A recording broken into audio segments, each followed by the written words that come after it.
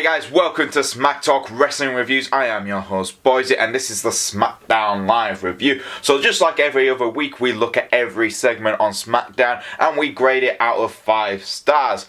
With all that said and done, let's just get on with the review.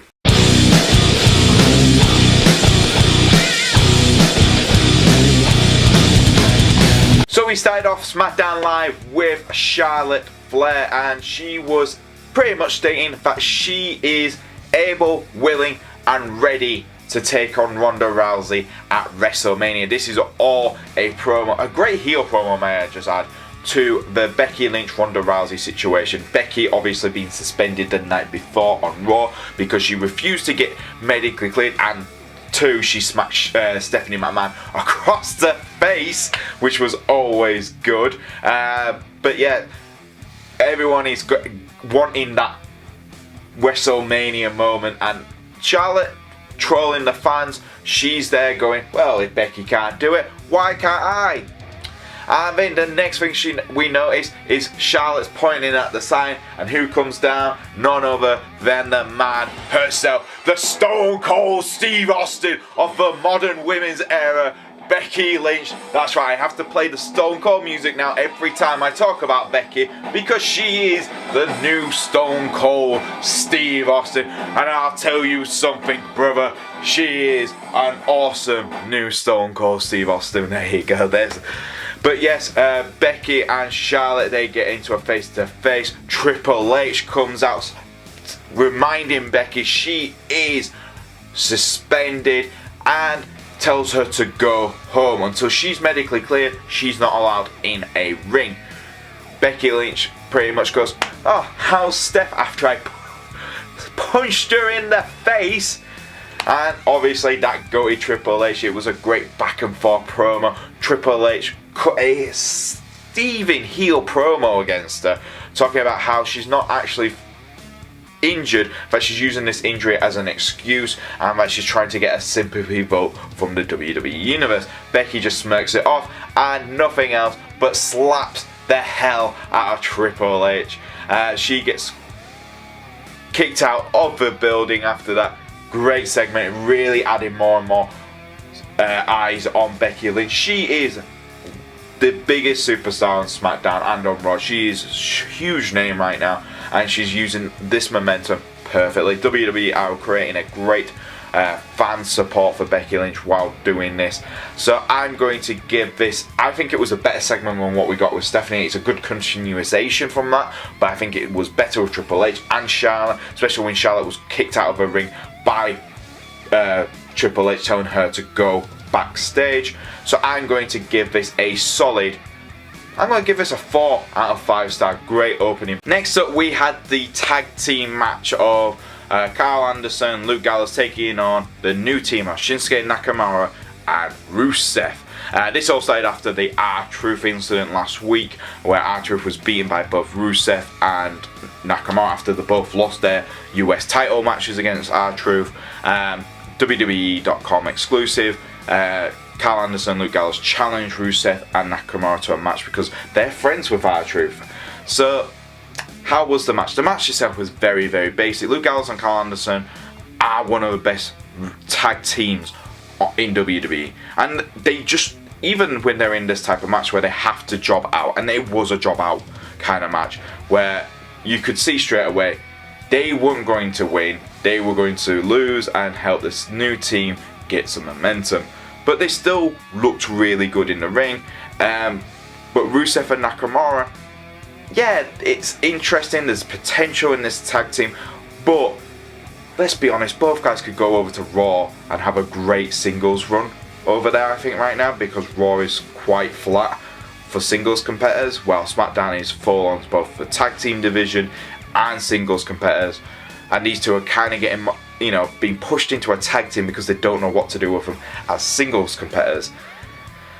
So, yeah, what am I going to score this match? I'm going to give it a 2 out of 5. I think that's a fair score for this match because, again, it didn't do anything for both teams, and I'm just worried what's going to happen to Luke Gallows and Karl Anderson in the future. Hopefully they will get a proper push at some point. Next up we had Mustafa Ali versus Randy Orton.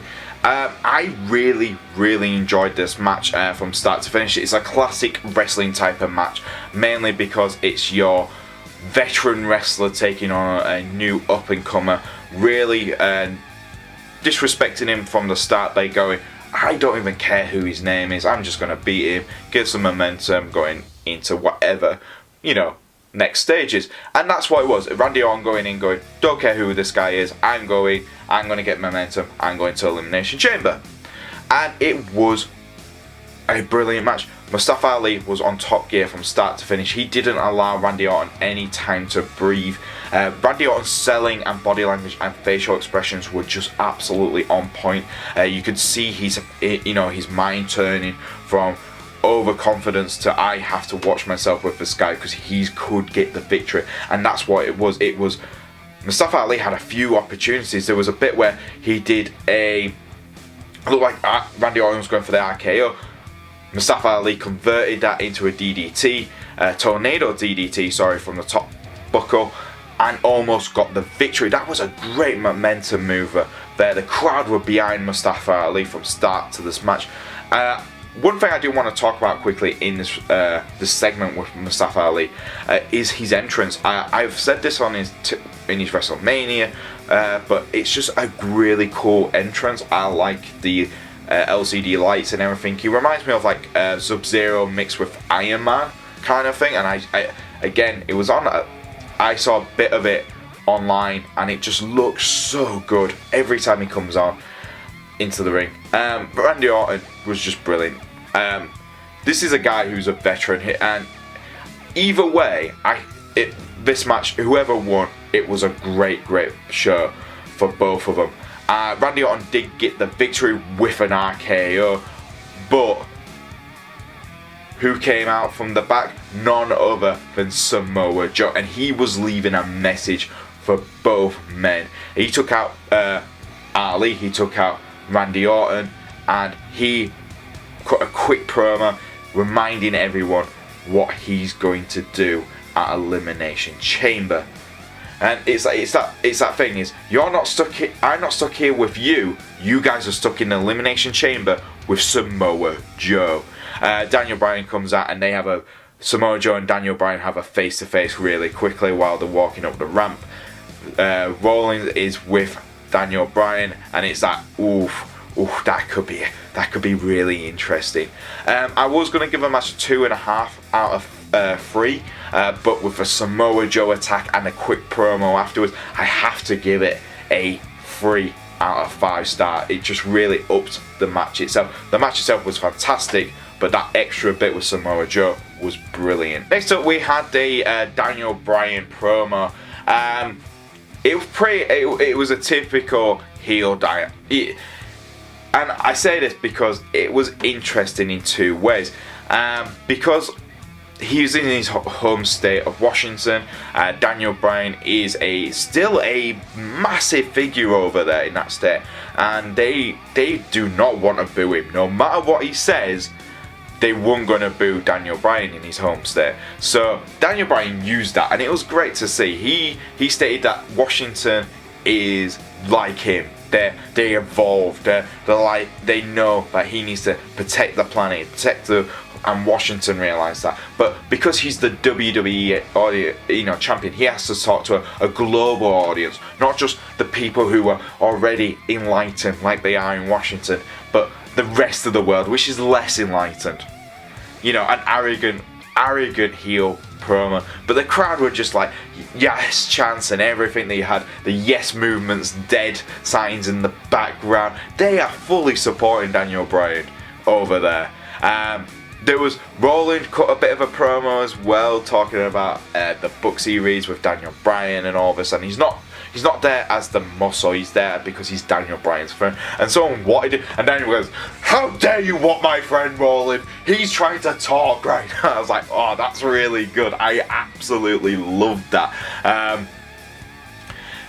Then it was, again, Daniel Bryan, he's just pretty much cutting a fantastic promo. He's talking about his main event match on the night against Jeff Hardy as well, and that's pretty much it. That left the Daniel Bryan. There was also AJ Styles, Jeff Hardy bit as well backstage. That really was just, you know, Jeff Hardy telling AJ Styles, well, this, you know, the real AJ hasn't been able to beat this new Daniel Bryan, so, you know, you can't really talk. So I can't wait to see where this all goes. I really like the Daniel Bryan segment. Jeff Hardy, AJ Styles stuff didn't really do up for me, so I'm going to give this a 2.5 star promo. Next up, we had a interesting triple threat tag team match where we had all three teams who were taking part in the Elimination Chamber women's tag team match.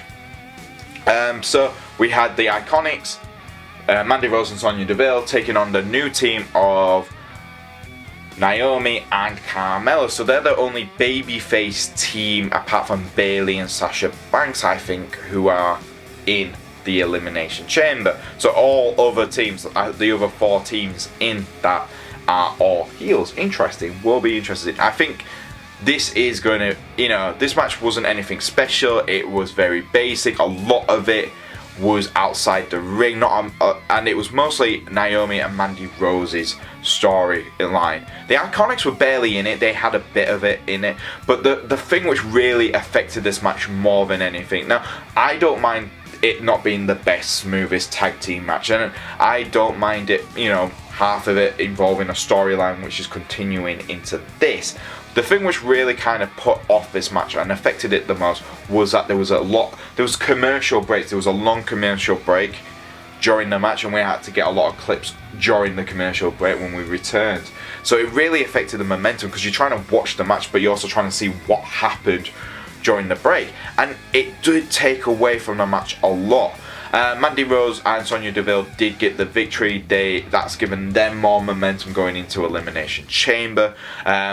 Will be interesting. I've got a feeling that Naomi and Carmella are going to eliminate Sonya Deville and Mandy Rose at Elimination Chamber, which will end the Mandy Rose and Naomi storyline. But yeah, apart from that, it wasn't anything particularly great. So I'm going to give it a 1.5 stars, because a lot of it was interrupted during the match and a lot of it didn't happen in the ring as well. Last but not least, we had our main event, which was Jeff Hardy versus the new Daniel Bryan. Obviously Rollin was in his corner. The commentating team kept on talking about Rollin as the insurance of Daniel Bryan's reign, and I do agree, he is the muscle. I like when a heel has a muscle. He's kind of classic heel champion kind of things. You kind of saw it with Seth Rollins with the J&J security. Not muscle, but they were good sacrifice lambs, so Seth could either win, get away, and stuff like that. And Rollins is got that role as well. It's like the Shawn Michaels, Diesel kind of situation. So again, we've seen it before, and Daniel Bryan and Rollins do seem to have a good chemistry in that department. So what could we see? Could we see Rollins turn face in the future and take out Daniel Bryan? Maybe. We might. Who knows? We'll have to wait and see. The Jeff Hardy match was brilliant though. The chemistry, it was a slow start, but once it got real momentum behind each other, it was a match which was so good. I didn't want it to end the way it did, but I can see where WWE are going to go. Their match ended in a disqualification because Samoa Joe got involved. Rollins got involved as well. He destroyed Mustafa Ali. Again, Randy Orton was there. AJ Styles got involved in the end. It was perfect. Mustafa Ali took out Randy Orton and Samoa Joe. And then Rollins took out Mustafa Ali. Jeff Hardy got taken out during the match anyway, and Daniel Bryan and Rollins tried to escape while AJ Styles got into the ring and took out Randy Orton. It was a big brawl at the end and it was very chaotic, but it really showed that all 6 competitors who were taking part in the Elimination Chamber are going for each other. It doesn't matter if you're heel or face. AJ Styles took out Jeff Hardy after that, and to be honest, I wouldn't have been surprised if he took out Mustafa Ali. But yeah, it does what it needs to do. It's adding that bit of chaos, but it's really giving a bit more hype towards their Elimination Chamber match, which I'm looking forward to. I think that's the one match I'm really looking forward to. Make that the main event, make the WWE title the main event of the pay-per-view, and it will be great. I'm going to give this a 3 out of 4 star. Again, the match was really good. The chaos at the end. At the end, I wasn't really looking for it. I knew it was going to come, and you saw it coming. But because it was, you know, a good brawl, and it really does have the hype, I had to give it some more points. So 3 out of 5 star. Can't wait for Elimination Chamber. Hopefully they don't do too many more of these run-ins and interference into each of the matches. Let it settle down a little bit till we get to Elimination Chamber. And there you go, guys. That was SmackDown Live for this week. So what were the pros and what were the cons? Well, the pros were definitely Becky Lynch, Daniel Bryan, and the main event. Those were really strong parts of the show. The weakest part was the Rusev, Shinsuke Nakamura tag team match, and the women's tag team match as well. That was quite weak because of a commercial break.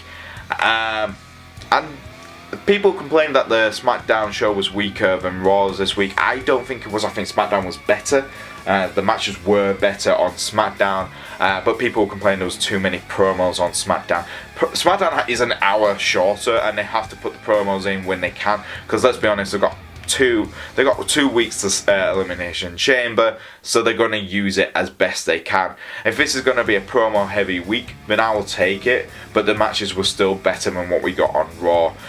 So I'm going to give it a final score of 3 out of 5, mainly because the Becky Lynch situation just really hyped up that potential match. So what was your favourite part of SmackDown Live, guys? Leave it in the comments below. If you do like our videos, don't forget to like, subscribe, and press the bell to keep notified. And if you want to follow us on the old Twitter, it's at SmackTalkYouTube. If you want to follow me on the old Twitter, it's at Boise88. And I'll see you guys next time on Smack Talk Wrestling Reviews.